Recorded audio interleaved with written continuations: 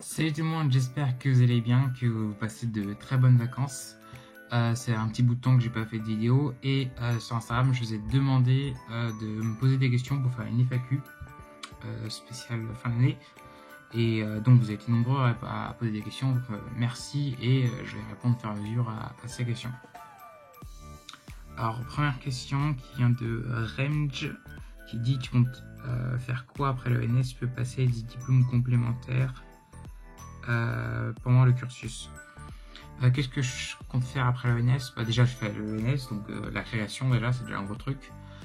Et après, je pense une thèse, parce que je vais enseignant, sûrement, donc peut-être chercheur, mais donc la thèse, c'est un peu parcours obligé. Donc, en gros, mon parcours à l'ENS, il va durer en fait 7 ans.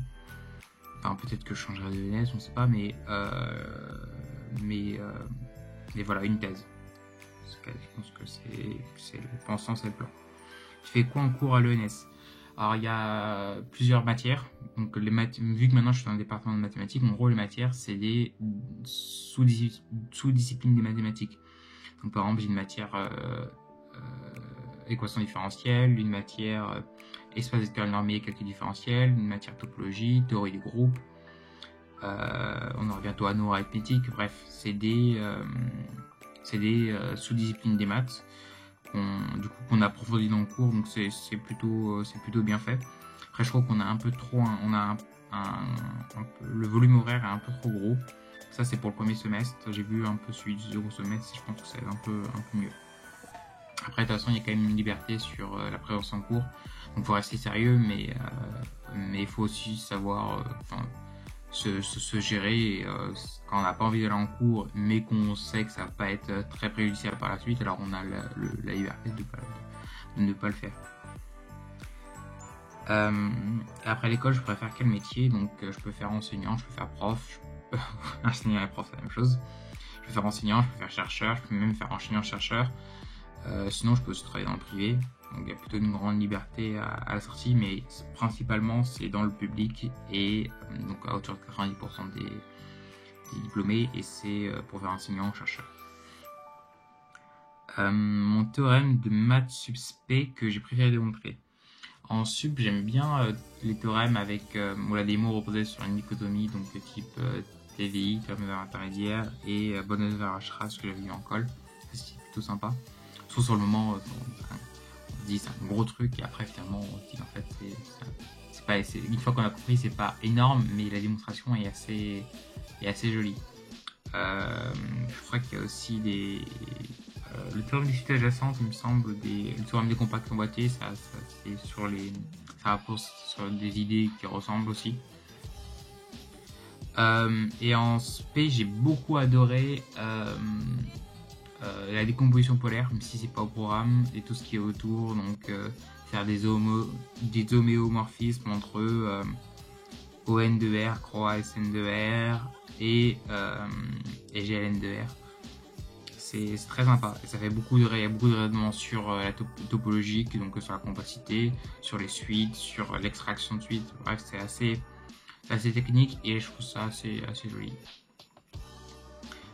Tu regrettes d'avoir fait l'ENS plutôt que Supélec ou une autre école? Non, pas du tout, parce que je suis déjà un peu un peu dans l'école de mes potes, et je pense pas que j'aurais kiffé faire ça et tourner autour du pot et faire d'autres matières qui m'intéressent pas du tout. Certes, il y a certaines matières qui pourraient m'intéresser. D'ailleurs, il y a une question sur ça tout à l'heure. Mais je pense pas que j'aurais aimé faire plein de trucs autour de l'entrepreneuriat, l'économie, etc. Enfin, je veux pas tout faire. Je voudrais plus faire un truc à la carte. Et je voudrais quand même me spécialiser dans un truc.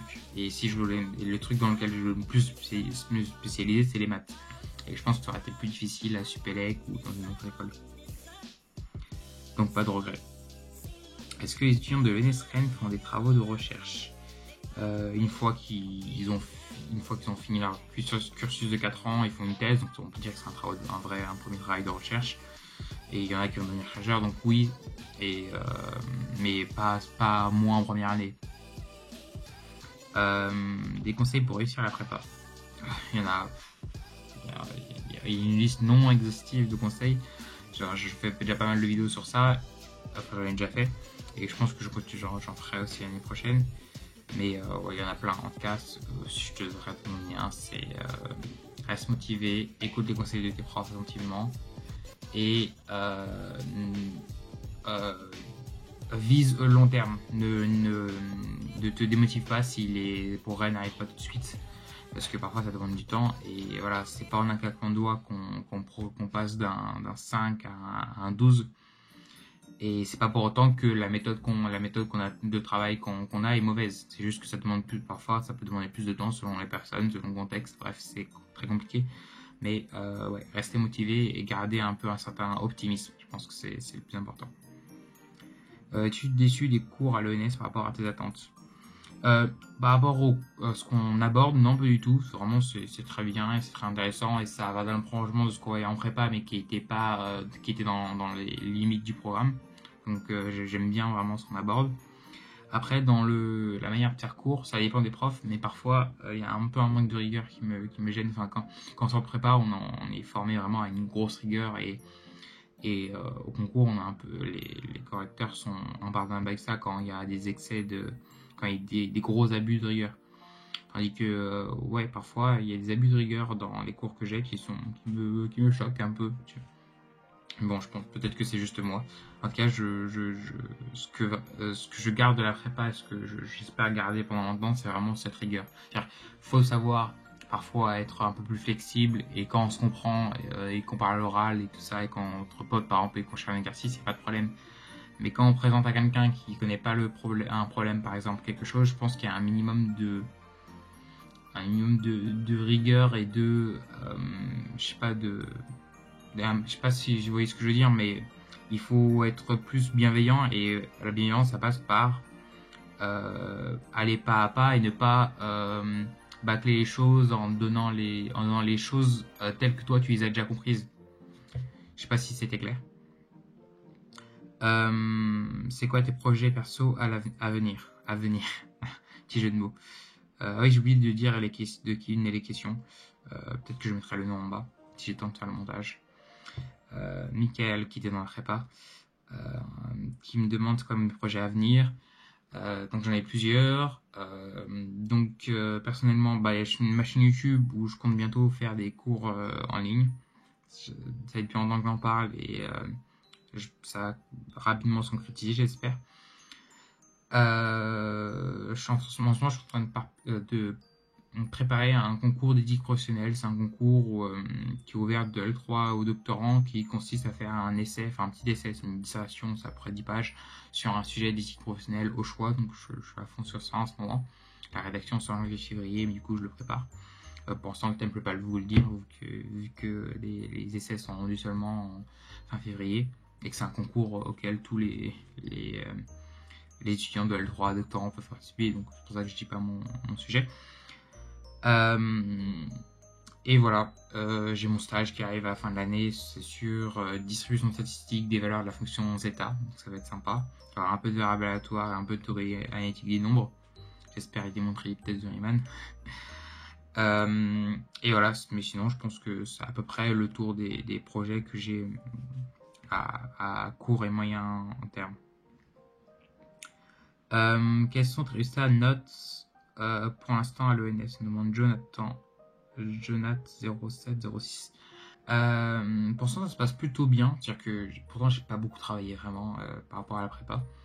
Et pourtant les résultats sont plutôt bons, donc en DS je tourne autour de ça va de 11 à j'ai eu un 18 par exemple en calcul diff, donc ça des résultats plutôt corrects. Et là il y a eu les partiels qui sont plutôt bien passés, donc je pense qu'il n'y aura pas de problème. Après je pense qu'au second semestre je vais un peu plus me mettre à taffer, parce que je me suis rendu compte en taffant à fond les partiels une semaine avant que j'aimais, enfin les cours m'intéressaient vraiment et que je trouvais ça dommage de ne pas y avoir passé un peu plus de temps et d'entraînement du coup.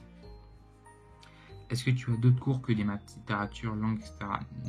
J'ai 2 heures d'anglais, ça c'est cool parce que j'aime bien l'anglais, c'est important de continuer de pratiquer pour ne pas perdre en niveau. Et j'avais un cours d'ouverture, donc on avait le choix entre algorithmique, donc de l'informatique, et physique statistique, donc de la physique. Je fais des physiques statistiques parce que je me dis que j'ai été au début partant pour continuer à faire la physique, etc. Alors finalement je suis vraiment pas très peu investi dans ce cours. Et parce qu'il y a aussi le fait d'être la pré-prépa, on a envie de faire d'autres choses, on a envie d'être plus libre. Donc je verrai si à la suite, si je continuerai un peu à jeter un coup d'œil sur de la physique. Après, je peux toujours prendre un bouquin et lire. Je pense que je ferai un peu plus ça au second semestre. J'ai déjà vu des potes qui font ça et c'est plutôt intéressant comme démarche parce que du coup, c'est un peu, tu fais juste ça pour toi et t'as pas de contraintes. Et je pense que c'est dans cet état d'esprit-là qu'on apprend le plus de choses et qu'on se fait le plus plaisir. Même si parfois il faut un peu le cadre d'un cours et avec un prof. Question de Quentin Lange qui me demande si j'ai trouvé l'amour. Eh ben, je vais lui répondre que je vais pas étaler ma vie privée sur YouTube parce que j'ai pas assez de couteaux et de pâte à Nutella. Donc voilà, désolé pour toi. Avais-tu participé au concours général de maths en terminale ou n'importe quel concours? Ouais, j'ai participé au concours général de maths. Je me souviens qu'il y avait un sujet où il parlait et il définissait les angles presque droits. Peut-être que je confonds avec les Olympiades, qui était elle en première, auquel j'ai participé aussi. J'ai eu rien, j'ai pas eu tout été fait partie des gagnants. Enfin, c'était pas mon objectif. C'est juste de faire les maths qui me plaisent. Et d'ailleurs, ça rejoint la question qui est juste après de OTKRMA, qui est depuis quand j'aime les maths. Donc c'est à peu près cette période, première, terminale, où j'ai commencé à vraiment m'intéresser. Puisque voilà, je suis déjà naturellement quelqu'un de curieux. Et du coup, quand je commence à chercher et que je découvre la sensation de trouver, ça y est, il y a un truc, c'est un peu comme les jeux d'argent, tu vois, quand il y a cette adrénaline, je dis pas que j'aime les jeux d'argent, mais quand il y a cette adrénaline dans la recherche et que finalement tu finis par trouver, tu commences à vraiment y prendre goût et voilà, c'est à ce moment-là que j'ai bien commencé à bien aimer les maths, surtout que les raisonnements et tout ça, enfin voilà, il y a plein de trucs plein de raisons. Il y a aussi les profs que j'ai eu qui ont grandement contribué à ça. Donc je me souviens de ma prof de seconde qui me poussait à reprendre en seconde. J'avais 9 de moyenne, je pense.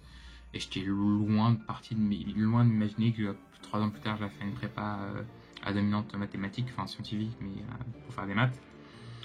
Et aussi, j'ai eu une prof en première qui était géniale. Hier, j'en parlais encore avec un mec qui était dans ma classe et nous faisait participer et débattre. Alors que finalement, c'est des maths, il y a quand même une vérité au fond, tu vois. Mais les profs comme ça qui nous font participer, même même quand on fait des erreurs, c'est vraiment les meilleurs profs parce que c'est ceux qui mettent en confiance, qui permettent qui me donnent envie de continuer, tu vois, de prendre du plaisir. Donc, et aussi un prof terminal qui m'a bien préparé à la prépa. Bref, je vais pas parler de tous mes profs, mais les profs ont joué un grand rôle dans le fait que maintenant j'étudie des mathématiques et j'aime les mathématiques. Algèbre ou analyse? C'est une question pendant longuement, j'ai pas voulu répondre en prépa parce que j'étais en mode j'aime bien les deux, c'est cool. Maintenant, je remarque quand même que je préfère l'analyse, enfin l'esprit de l'analyse, mais quand même il y a de très jolis trucs en algèbre. Et même cette année là, on a fait les formes quadratiques par exemple, j'ai vraiment adoré. Enfin, j'ai adoré pendant la semaine de révision des partiels, mais ouais, il y a quand même des trucs super sympas en algèbre, même si je pense avoir plus l'esprit d'un analyste. Comment tu ressens la transition prépa, école, cours, taf, vie sur le campus, soirée? Au début c'était pas facile parce que tout de suite évidemment tu te rues sur les trucs que tu n'avais pas en prépa, donc soirée, le fait du contact social, etc.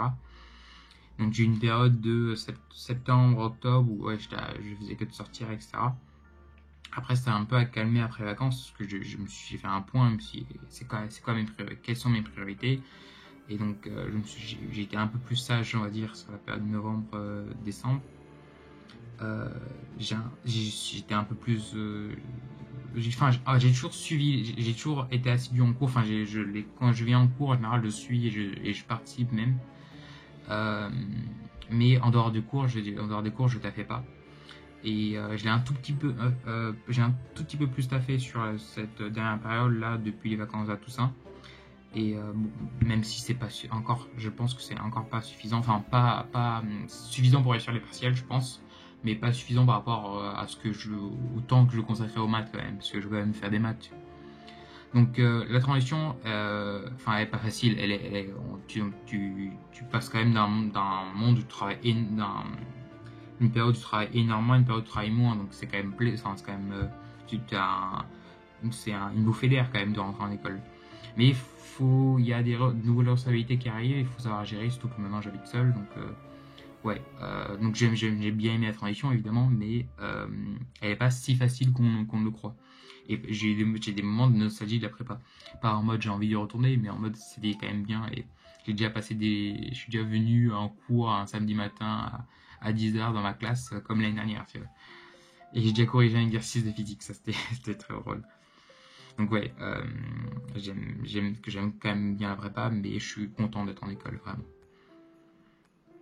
Est-ce qu'il faut réviser le programme de SP pendant les vacances avant d'intégrer? Mais surtout pas, surtout pas, surtout pas. Mais avant les vacances d'intégrer, tu profites des vacances, tu profites que la prépa soit terminée, sachant que tes vacances d'été, elles vont vraiment commencer fin juillet, début août, une fois que tu auras tes affectations, si ça se passe bien. Donc tu auras un mois de vacances. Donc non, révise pas tes cours, juste profite. Profite du fait que la prépa soit finie.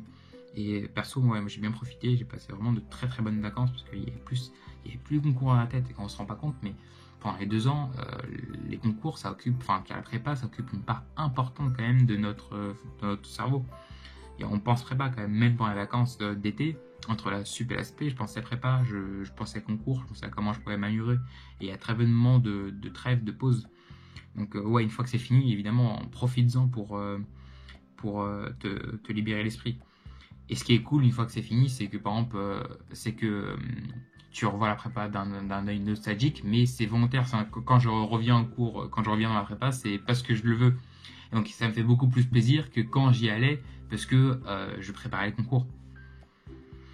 Et justement, ça rejoint la question suivante d'un mec qui est en MP étoile, qui était avec moi l'année dernière dans ma classe, qui me demande quand est-ce que je reviens à Condorcet. Condorcet, c'était ma prépa. La prochaine fois, hein, tu sais que je viens souvent. As-tu des conseils ou des méthodes de travail pour la prépa? Ça rejoint la question tout à l'heure sur les conseils pour réussir la prépa. Donc ce que j'avais dit, c'était l'optimisme. Après, méthode de travail, j'ai fait des vidéos sur ça pendant l'été. Et je pense que là, elles répondent bien à la question sur les méthodes de travail, sur apprendre son cours en physique, sur est-ce que tu as besoin de ressources externes, donc des livres en prépa, etc. Donc ça peut être utile. Et si tu as des questions après ça, tu peux toujours les poser en commentaire et j'y répondrai. Et Will Manga qui dit comment elles sont les meufs à l'ENS. Bah écoute, très sympa. Au début de l'année, avant de rentrer à l'ENS, j'avais un peu peur qu'il n'y ait pas de mixité, qu'il y ait un peu le profil du matheux, parce qu'il y a quand même un profil du matheux, on va pas se mentir. Et finalement, il y a une part de vérité, comme dans la plupart des préjugés, il y a une part de vérité, une part qui est pas du tout vraie. Enfin, il y a il y a la mixité, niveau filles-garçons, c'est plutôt équilibré. Heureusement qu'il n'y a pas que le département de mathématiques, sinon ce serait pas trop le cas. Donc non, franchement, plutôt bonne surprise quand je suis arrivé à l'ENS. Ah oui, j'ai un dernier truc dans les projets à venir, parce que Mickaël m'a demandé ça. Je compte aussi passer le second concours. Donc c'est un concours de l'ENS Saclay et l'ENS Rennes pour obtenir le statut de fonctionnaire, mais directement en M1. Tandis que quand tu réussis les concours de prépa, tu as le statut de fonctionnaire directement en première année, donc niveau L3. Donc je vais passer ce concours et j'espère que tout va bien se passer. Et si tout se passe bien, à la fin j'aurai quand même le choix de rester à l'ENS Rennes ou d'aller à Saclay. Donc bon, on verra. Je ne vais pas prendre cette décision maintenant et je la reporte à plus tard et voilà. Bref, j'espère que j'ai bien répondu à vos questions. N'hésitez pas à poser d'autres questions dans les commentaires. Sinon, on se retrouve très vite. On se retrouve, je pense, après les vacances. Je ferai des lives Study With Me, des quiz, un peu des trucs cool en rapport avec les études. J'espère que vous serez au rendez-vous. Bref, passez de très bonnes vacances, reposez-vous bien, profitez de votre famille et passez un très bon réveillon de Noël si je fais la vidéo aujourd'hui. Sinon, passez un bon nouvel an. Bref, je vous souhaite une excellente journée et je vous dis à la prochaine. C'était Fabien. Ciao.